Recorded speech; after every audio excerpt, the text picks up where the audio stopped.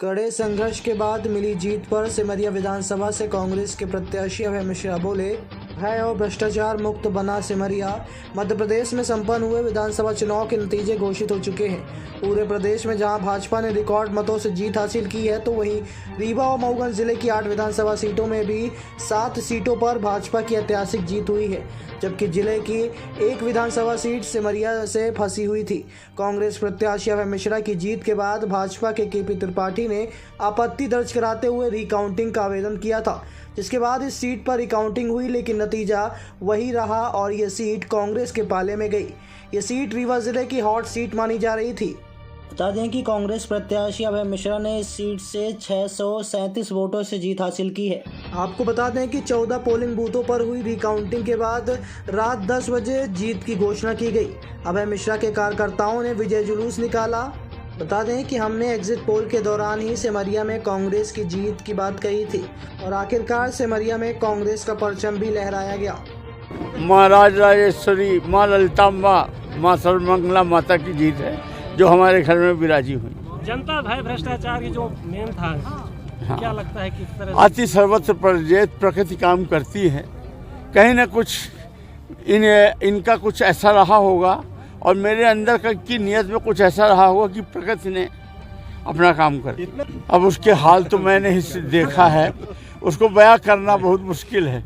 मैंने देखा सत्ता में क्या क्या हो सकता है और किस तरह छीना जाता है, और राजा रजवाड़े क्या तलवार की लड़ाई लड़ते रहे होंगे खून खराबे की। जिस तरह से आजकल ये सभ्य युद्ध में इतने बड़े बड़े लोग एक सीट के लिए किस हद तक गिरते हैं मैंने देखा है। अरे क्या नहीं किया गया वहाँ, क्या नहीं किया। कभी आपने सुना कि दोबारा काउंटिंग हुई हो? 10 वर्ष के बाद जनता आपको आपके कार्यकाल को हाँ, याद अवसर दिया।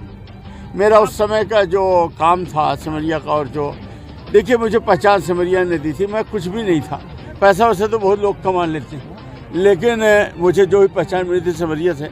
और उस समय मुझे ये सब चीज़ें बड़ी सरल लगती थी। बाद में जब मुझसे सिमरिया छूट गई तब मुझे सिमरिया की कीमत समझ में आई और मैं तड़पता था, तब मुझे वो आदमियों की कीमत समझ में आई। अच्छा भी हुआ बीच में जो ये सब दौर आया, इससे अपनी भी बुद्धि खुली, अपने अंदर भी आया कि ये जो हमारे लोग हैं ये बहुत बेशकीमती थे और अब हम संभल के और काम करेंगे सिमरिया को। आज आपको अकेले लड़ता हुआ देखा गया, क्या कोई भी कांग्रेसी नहीं आया? क्यों? ऐसी वजह क्या ऐसी है कि इकलौती सीट हो गया? हम हैं तो देखिए कौन आए कौन नहीं आए, इतनी विपरीत परिस्थिति में टिकट तो कमलनाथ जी ने और कांग्रेस ने ही दी ना, है ना। तो सरकार भाजपा की है, बहुत सारे वादे जी पूरा करने में। मुझे इससे मतलब नहीं है कि किसकी सरकार है। मुझे कमलनाथ जी ने टिकट दी, कांग्रेस पार्टी का मैं कार्यकर्ता हूँ, उससे जो बन पड़ेगा अपनी पार्टी के लिए करूँगा। अच्छा हुआ कि मैंने कुआं भी झाँक लिया। बीच में मैं थोड़ा भटका तो जो मेरे अंदर का वो था मैंने इनका देख लिया, तो सब असली पिक्चर दिख गई। तो अब मैं जीवन भर के लिए क्लियर हूँ, जहाँ हूँ वहाँ मैं खुश हूँ और वहीं मैं काम करूँगा। कमलनाथ जी के लिए काम करता रहूँगा, कांग्रेस पार्टी के लिए काम करता। भय मुक्त सिमरिया, भय मुक्त सिमरिया हो, भय भ्रष्टाचार मुक्त सिमरिया, और मैं अच्छा काम करूँगा। मैं किसी से बदला नहीं लूँगा, मैं किसी से ये उटपटांग काम जो हमारे पूर्व विधायक ने किया मैं वो सब नहीं करूँगा। मेरा एक एजेंडा है कि मुझे क्या क्या सिमरिया में देना वो दूंगा और लोगों में प्रेम सौहार्द बनना रहे और मैं भी अपना 2 रोटी का काम करता रहूँ। जनता के लिए यही संदेश है कि जनता ने मुझे अगर मौका दिया है इतनी मुश्किल परिस्थितियों में और ईश्वर ने मौका दिया है, तो मैं जनता को निराश नहीं करूँगा।